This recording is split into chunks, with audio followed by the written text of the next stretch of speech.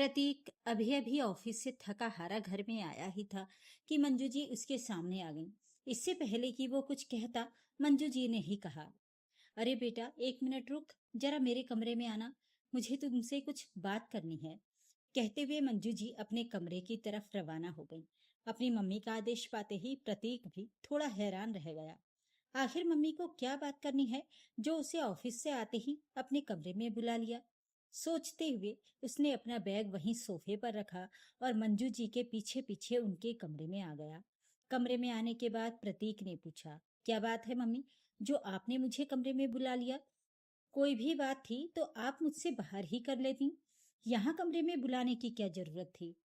उसकी बात सुनकर मंजू जी ने इधर उधर देखा और अपनी आवाज धीरे करते हुए उससे कहा, पहले तू दरवाजा बंद कर और यहाँ आकर बैठ, फिर बात करती हूँ। दरवाजा बंद कर? क्या कर रही हो मम्मी? जो भी बात है ऐसे ही कर लो ना। हमारे घर में चोरी छुपे कब से बात होने लगी? प्रतीक ने अपना सिर खुजाते हुए कहा, अरे दीवारों के भी कान होते हैं और कुछ बातें ऐसी होती हैं जिन्हें चोरी छुपे ही की जाएं तो ज्यादा बेहतर है। कहते हुए मंजू जी खुद ही दरवाजे के पास आईं और दरवाजा बंद कर प्रतीक को अपने पास बिठाते हुए बोली, ये चल क्या रहा है घर में? तुझे कुछ पता भी है या नहीं कि तेरी नाक के नीचे क्या हो रहा है? किस बारे में बात कर रही हो मम्मी? जो भी है खुलकर बोलो, ये पहेलियां मत बुझाओ। वैसे भी मैं बहुत थका हुआ हूँ, मैं किसी भी फालतू चीज दिमाग में लाना नहीं चाहता। अरे तू तो ऐसा ही रह जाएगा, सीधा साधा गंवार सा। और तेरी पत्नी पता नहीं क्या गुल खिलाकर निकल जाएगी। बाद में मत कहना कि मैंने तुझे चेताया नहीं था। अरे मम्मी, बात को गोल गोल मत घुमाओ। जो भी कहना है साफ साफ कहो। मैं थक गया हूँ और आराम करना चाहता हूँ। बस तू तेरी थकावट और तेरे काम से मतलब रख। तुझे कोई लेना देना नहीं कि तेरे घर के अंदर हो क्या रहा है। एक बात बता मुझे, ये बहू कर क्या रही है? मंजू जी अपने हाथों को नचाते हुए बोली, क्या कर रही है बरखा? सब कुछ ठीक तो चल रहा है, फिर आपको क्या परेशानी हो रही है? मंजू जी ने बरखा का नाम सुनते ही अपने होंठ बीचे और चेहरे पर एक अजीब सा व्यंग ले आई। उन्होंने खिड़की के पर्दे को थोड़ा और सरकाया, जैसे बाहर कोई उनकी बातें सुन रहा हो। फिर प्रतीक के बिल्कुल करीब आकर फुसफुसाते हुए बोली, क्या कर रही है बरखा? मुझसे पूछ रहा है? अरे आंखें खोल अपनी प्रतीक। जो लड़की कल तक सुबह 6 बजे उठकर पूरे घर के लिए चाय बनाती थी, चौका बर्तन संभालती थी, वो पिछले 2 महीनों से सुबह के 9-9 बजे तक सोकर उठ रही है। और जब उठती है तो सीधे अपने उस चमचमाते हुए लैपटॉप के सामने बैठ जाती है। हाथ में चाय का कप ऐसे पकड़ती है जैसे इस घर की महारानी हो। प्रतीक ने राहत की सांस ली और मुस्कुराते हुए कहा, धत तेरे की मम्मी, आप भी ना, इतनी सी बात के लिए आपने दरवाजा बंद करवाया। मैंने तो सोचा था पता नहीं क्या हो गया है। आपको पता है ना, बरखा ने 2 महीने पहले ही एक नई कंपनी में रिमोट जॉब शुरू की है। उसकी कंपनी यूएस के क्लाइंट्स के साथ काम करती है। बेचारी रात रात भर जाग कर लैपटॉप पर काम करती है, मीटिंग्स अटेंड करती है। अगर वो सुबह थोड़ी देर से उठती है तो इसमें क्या गलत है? गलत है प्रतीक, बहुत कुछ गलत है। मंजू जी ने अपनी आवाज थोड़ी और तीखी की। तू तो ठहरा सीधा सादा लड़का, दिन भर ऑफिस में खटता है। तुझे क्या पता कि पीठ पीछे क्या गुल खिल रहे हैं? बात सिर्फ देर से उठने की नहीं है, बात उस सलीके की है जो इस घर से गायब होता जा रहा है। परसों मैंने अपनी आंखों से देखा, वो कमरे का दरवाजा बंद करके किसी से फोन पर हंस हंस कर बातें कर रही थी। जैसे ही मैं कमरे में गई उसने झटके से फोन काट दिया और लैपटॉप में आंखें गड़ा लीं। अगर काम की ही बात थी तो सास को देखकर फोन काटने की क्या जरूरत थी? प्रतीक ने अपनी थकान को दबाते हुए कहा, मम्मी, वो ऑफिस के सहकर्मी होते हैं। कभी कभी काम के तनाव को कम करने के लिए लोग हंसी मजाक कर लेते हैं। और वो आपसे डरकर नहीं, बल्कि शायद इसलिए फोन काट दी होगी ताकि आपको डिस्टर्ब ना हो। तू बस वकालत कर उसकी। मंजू जी चिढ़ गईं। अपने बाप की उम्र के आदमियों से कोई ऐसे हंस हंस कर बात करता है? मैंने सुना है उसे किसी शरद का नाम लेते हुए। हाँ शरद जी, आप जैसा कहेंगे वैसा ही होगा। अरे इस घर में तेरा हुक्म चलेगा या उस शरद का? और सबसे बड़ी बात, कल शाम को जब तू ऑफिस में था, इसके नाम से एक बड़ा सा कुरियर आया था। मैंने पूछा कि इसमें क्या है, तो मुझसे कहती है, मम्मी जी, ऑफिस का सामान है। और जब उसने वो डिब्बा खोला तो उसमें से छोटे छोटे अजीब से कपड़े निकले। क्या ऑफिस के लोग अब कपड़े भी भेजने लगे हैं? बेटा, मैंने इस दुनिया में धूप में बाल सफेद नहीं किए हैं। लड़की हाथ से निकल रही है। अगर अभी नहीं संभला तो एक दिन ये मॉडर्न बहू तेरे सिर पर बैठकर नाचेगी और तू कुछ नहीं कर पाएगा। प्रतीक अब सचमुच असहज हो गया था। एक तरफ दफ्तर की थकान, दूसरी तरफ माँ के ये गंभीर आरोप। हालांकि उसे बरखा पर पूरा भरोसा था, लेकिन शरद नाम और उस कुरियर वाली बात ने उसके दिमाग में एक छोटा सा संशय पैदा कर दिया था।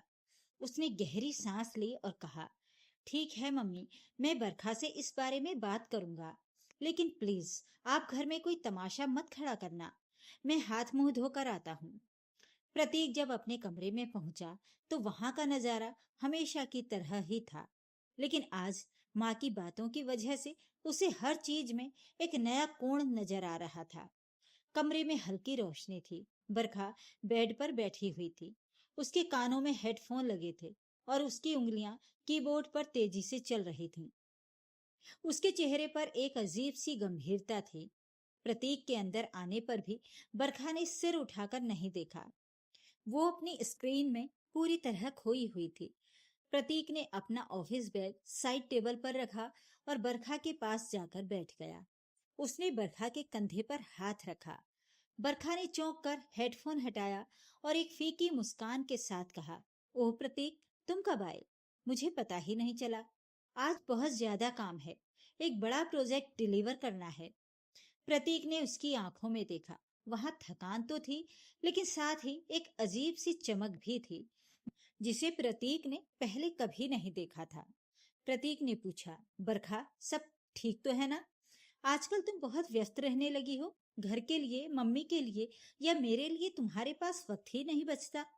बरखा ने लैपटॉप को थोड़ा तिरछा करते हुए कहा, प्रतीक, तुम तो जानते हो ना कि ये जॉब मेरे लिए कितनी जरूरी थी।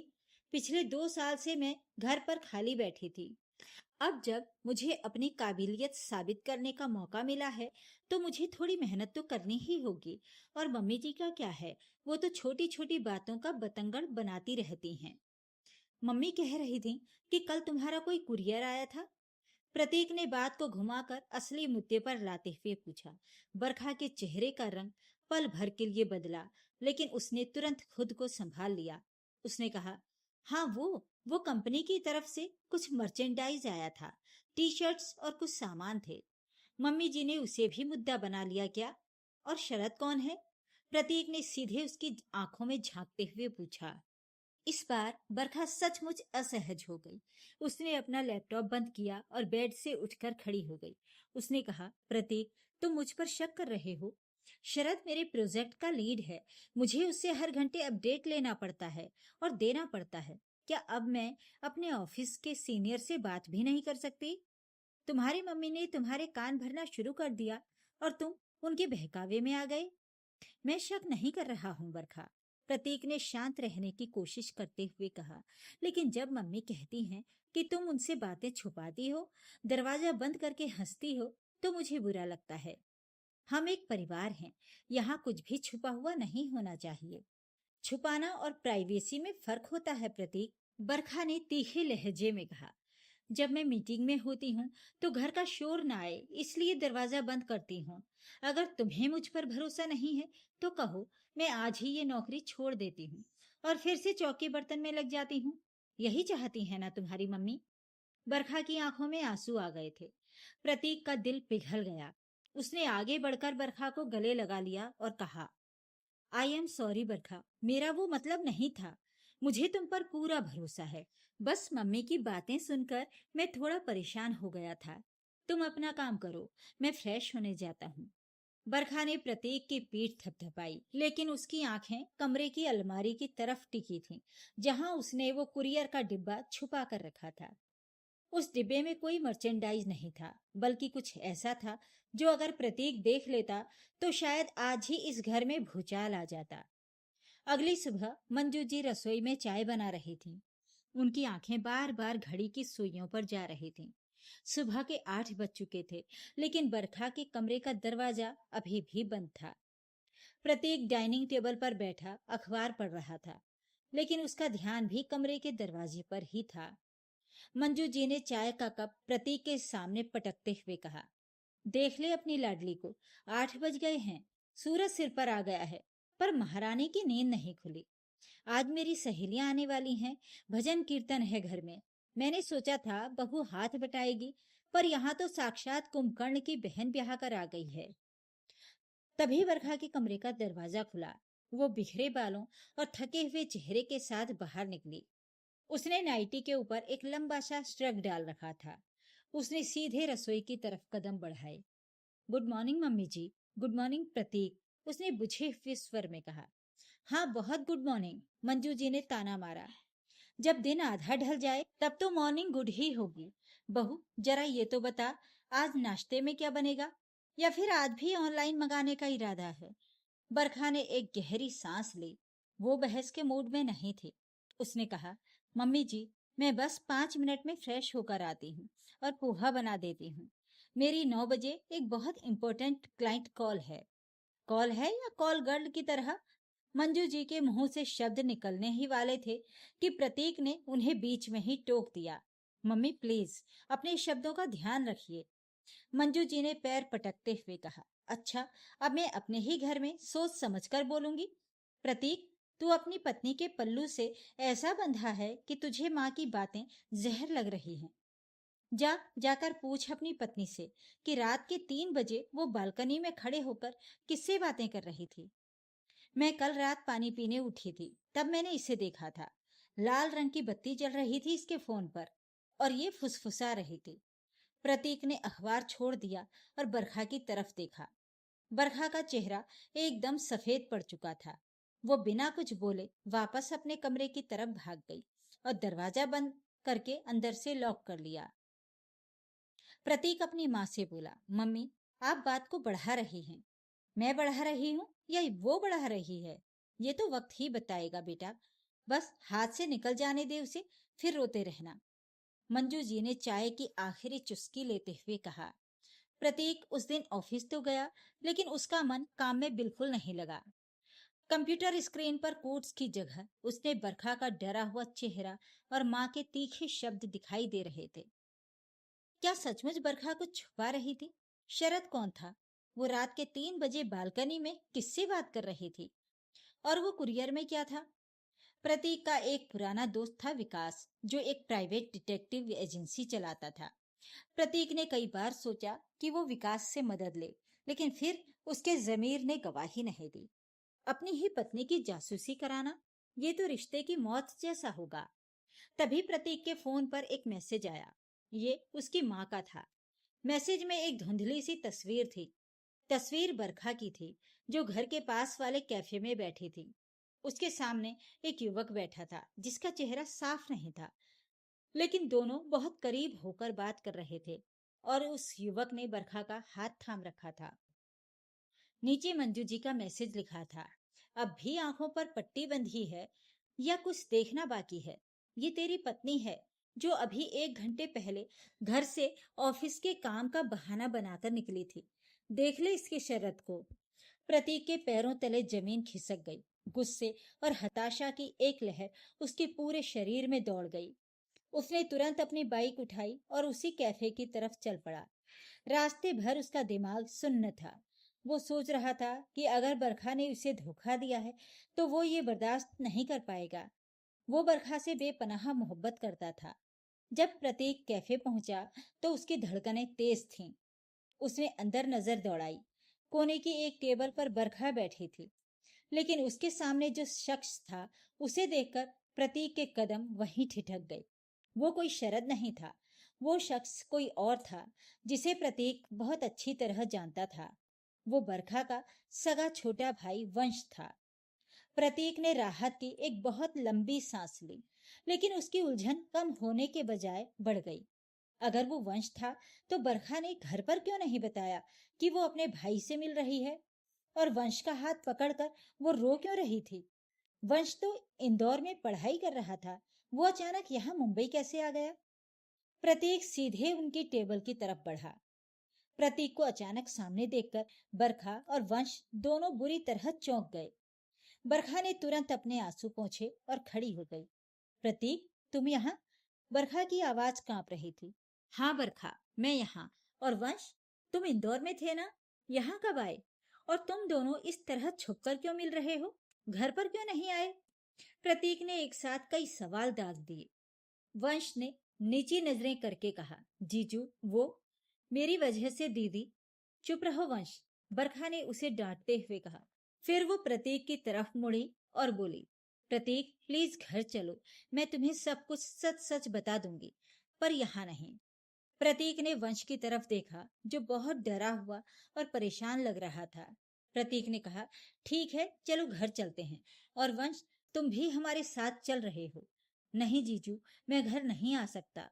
मम्मी जी मुझे देखेंगी तो और बातें बनाएंगी। मैं होटल में रुका हूँ, वंश ने कहा। प्रतीक ने जिद नहीं की, लेकिन उसने बरखा का हाथ पकड़ा और उसे लेकर घर की तरफ निकल पड़ा।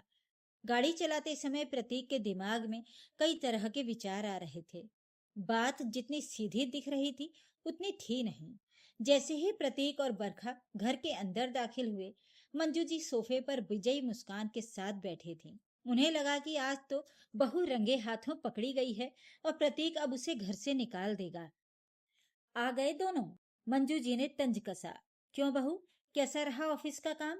कॉफी अच्छी थी कैफे की? बरखा ने कोई जवाब नहीं दिया। वो सीधे अपने कमरे की तरफ बढ़ने लगी, लेकिन मंजू जी ने उसका रास्ता रोक लिया। कहाँ जा रही हो? अब चोरी पकड़ी गई है तो मुंह छुपाने की जगह ढूंढ रही हो? प्रतीक बोल क्यों नहीं रहा है कुछ? देख लिया अपनी आंखों से इस उल्टा के लक्षण? मम्मी बस कीजिए, प्रतीक इस बार बहुत तेज चिल्लाया। मंजू जी उसकी आवाज सुनकर सहम गईं। उन्होंने प्रतीक को कभी इस तरह चिल्लाते हुए नहीं देखा था। प्रतीक, तू मुझ पर चिल्ला रहा है इस औरत के लिए? मंजू जी की आंखों में नकली आंसू आ गए। मम्मी, वो जिससे मिल रही थी वो कोई गैर नहीं बल्कि उसका भाई वंश था। प्रतीक ने सच सामने रखा। मंजू जी पल भर के लिए सकपका गईं, लेकिन उन्होंने तुरंत पासा पलटा। वंश था तो अपने सगे भाई से कोई चोरों की तरह कैफे में मिलता है? घर क्यों नहीं लाया उसे? और अगर भाई ही था तो रात के 3 बजे बालकनी में किससे बातें हो रही थी? उस शरत का क्या और वो कुरियर का क्या? बरखा, जो अब तक चुप थी, उसका सब्र का बांध टूट गया। वो अपने कमरे में गई और अलमारी से वो कुरियर का डिब्बा लेकर आई। उसने वो डिब्बा जोर से डाइनिंग टेबल पर पटक दिया। देखना चाहती हैं ना आप कि इस डिब्बे में क्या है? देखिए, बरखा ने चिल्लाते हुए कहा। प्रतीक और मंजू जी दोनों ने डिब्बे के अंदर देखा। उसमें कुछ अजीब से नायलॉन के धागे, छोटे छोटे इलेक्ट्रॉनिक सर्किट्स, कुछ रंग बिरंगे पत्थर और एक अजीब सी मशीन थी। वो कोई कपड़े या गहने नहीं थे। ये क्या है बरखा? प्रतीक ने हैरान होकर पूछा। बरखा सोफे पर बैठ गई और फूट फूट कर रोने लगी। प्रतीक उसके पास बैठा और उसे संभालते हुए बोला, बरखा प्लीज बताओ, ये सब क्या है? तुम इतनी परेशान क्यों हो? बरखा ने अपने आंसू पोंछे और कहना शुरू किया, प्रतीक, वंश इंदौर में इंजीनियरिंग कर रहा है, ये तो तुम जानते हो। लेकिन तुम्हें ये नहीं पता कि 6 महीने पहले कॉलेज के कुछ लड़कों ने उसे एक ऑनलाइन गेमिंग और सट्टेबाजी के जाल में फंसा लिया था। वंश नादान था, वो हारता गया और उन लोगों ने उस पर करीब 5 लाख रुपए का कर्ज चढ़ा दिया। प्रतीक और मंजू जी दोनों सन्न रह गए। बरखा ने आगे कहा, उन गुंडों ने वंश को धमकी दी थी कि अगर उसने पैसे नहीं चुकाए तो वे उसकी जान ले लेंगे और कॉलेज में उसका करियर बर्बाद कर देंगे। वंश ने डर के मारे मुझे ये बात बताई। माँ पापा को बताते तो वे सदमे से ही मर जाते, इसलिए मैंने ये जिम्मेदारी उठाई। लेकिन तुम्हारे पास इतने पैसे कहाँ से आते? प्रतीक ने पूछा। इसीलिए मैंने ये नौकरी ज्वाइन की थी, बरखा ने प्रतीक की आंखों में देखते हुए कहा। लेकिन सिर्फ इस नौकरी की सैलरी से काम नहीं चल रहा था, इसलिए मैंने शरद के साथ एक पार्ट टाइम प्रोजेक्ट शुरू किया। शरद मेरी पुरानी कंपनी का सीनियर है, वो एक फ्रीलांसिंग टेक प्रोजेक्ट पर काम कर रहा था, जिसमें रोबोटिक्स और कोडिंग का काम था। ये जो डिब्बे में सामान है, ये उसी रोबोटिक्स प्रोजेक्ट के पार्ट्स हैं, जिन्हें मुझे घर पर असेंबल करना था। शरद मुझे इस काम के अतिरिक्त पैसे दे रहा था। मंजू जी का मुंह खुला का खुला रह गया। बरखा ने रोते हुए आगे कहा, यूएस की शिफ्ट खत्म होने के बाद मैं रात को 2 से 4 बजे तक शरद के साथ कोडिंग की गड़बड़ियों को ठीक करने के लिए बात करती थी। मैं कमरे में बात इसलिए नहीं करती थी क्योंकि प्रतीक सो रहा होता था और मैं उसकी नींद खराब नहीं करना चाहती थी। इसलिए मैं बालकनी में जाकर फुसफुसाकर बात करती थी। और कल रात जो मैंने फोन झटके से काटा था, वो इसलिए क्योंकि शरद मुझे बता रहा था कि वंश के कॉलेज के पास कुछ गुंडे देखे गए हैं। मैं डर गई थी और मम्मी जी को अचानक सामने देखकर मैं और घबरा गई। प्रतीक ने पूछा, तो आज वंश से क्यों मिल रही तुम? वंश डरकर इंदौर से यहाँ भाग आया है, बरखा ने कहा। मैंने जो पिछले 2 महीनों में दिन रात जाग कर मम्मी जी के ताने सुनकर अपनी सेहत खराब करके जो पैसे कमाए थे, वो सारे पैसे आज मैं वंश को देने गई थी, ताकि वो उन सटोरियों का कर्ज चुका सके और अपनी जिंदगी वापस पटरी पर ला सके। मैंने तुमसे ये बात इसलिए छुपाई प्रतीक, क्योंकि मुझे डर था कि तुम वंश को पुलिस के हवाले न कर दो या मेरे परिवार को कमतर न समझने लगो। कमरे में एक गहरा सन्नाटा छा गया। मंजू जी की नजरें जमीन में धंस गईं। जिस बहू को वो हाथ से निकली हुई और चरित्रहीन समझ रही थी, वो असल में अपने भाई की जिंदगी बचाने के लिए खुद को आग में झोंक रही थी। वो बहू जिसे वो कामचोर कह रही थी, वो 24 घंटे में से 18 घंटे काम कर रही थी ताकि अपने परिवार का सम्मान बचा सके। प्रतीक की आंखों में भी आंसू आ गए। उसे अपनी माँ की बातों में आने और बरखा पर जरा सा भी संशय करने के लिए खुद पर गिलानी महसूस हो रही थी। वो बरखा के सामने घुटनों के बल बैठ गया और उसके दोनों हाथ अपने हाथों में ले लिए। मुझे माफ कर दो बरखा, प्रतीक ने रूंधे गले से कहा। मैं कितना मूर्ख था। तुम्हारी इस लड़ाई में मुझे तुम्हारा साथ देना चाहिए था, लेकिन मैं तुम्हारी खामोशी को गलत समझ बैठा। तुम अपने भाई के लिए इतना बड़ा बलिदान दे रही थी और हम यहाँ। प्रतीक ने अपनी माँ की तरफ देखा। मंजू जी के पास अब बोलने के लिए कोई शब्द नहीं थे। उनके अहंकार और रूढ़िवादी सोच का महल ढह चुका था। वो धीरे धीरे बरखा के पास आई और उसके सिर पर हाथ रखा। उनकी आंखों से भी आंसू बह रहे थे। मुझे माफ कर दे बहू, मंजू जी ने रोते हुए कहा। मैंने तेरे साथ बहुत बुरा व्यवहार किया, तेरे चरित्र पर उंगली उठाई। मैं पुरानी सोच की औरत हूँ। मुझे लगा कि पढ़ी लिखी लड़कियां जब बंद कमरों में काम करती हैं तो वो सिर्फ घर बर्बाद करती हैं, लेकिन तूने तो आज अपनी ममता और जिम्मेदारी से पूरे परिवार को बचा लिया। मुझे माफ कर दे बेटा। बरखा ने अपनी सास के हाथ थाम लिए और कहा, मम्मी जी, मुझे आपसे कोई शिकायत नहीं है। बस मुझे दुख इस बात का था कि आपने मुझ पर भरोसा नहीं किया। अगर आप मुझसे सीधे पूछ लेती तो शायद मैं आपको पहले ही बता देती। प्रतीक ने तुरंत वंश को फोन लगाया और उसे अपने घर बुलाने के लिए कहा। प्रतीक ने कहा, वंश अब कहीं नहीं जाएगा। वो यहीं हमारे साथ रहेगा और अपनी आगे की पढ़ाई यहीं से पूरी करेगा। और जो पैसे बाकी हैं वो मैं चुकाऊंगा। आखिर मैं भी तो उसका जीजू हूँ, मेरा भी कुछ फर्ज बनता है। बरखा के चेहरे पर एक ऐसी मुस्कान आई जो पिछले 2 महीनों से गायब थी। घर का वो बंद कमरा जो कभी संदेह और कड़वाहट का केंद्र बना हुआ था, आज आपसी विश्वास, सम्मान और प्रेम की रोशनी से सराबोर हो चुका था। मंजू जी को समझ आ गया था कि हाथ से निकल जाना का मतलब आजादी नहीं, बल्कि अपनी बेटियों पर भरोसा न करना होता है। तो ये थी आज की कहानी। इस कहानी के बारे में अपनी राय कमेंट करके जरूर बताइएगा। वीडियो को लाइक करें, शेयर करें और मेरे चैनल को सब्सक्राइब भी जरूर कर लीजिएगा। धन्यवाद।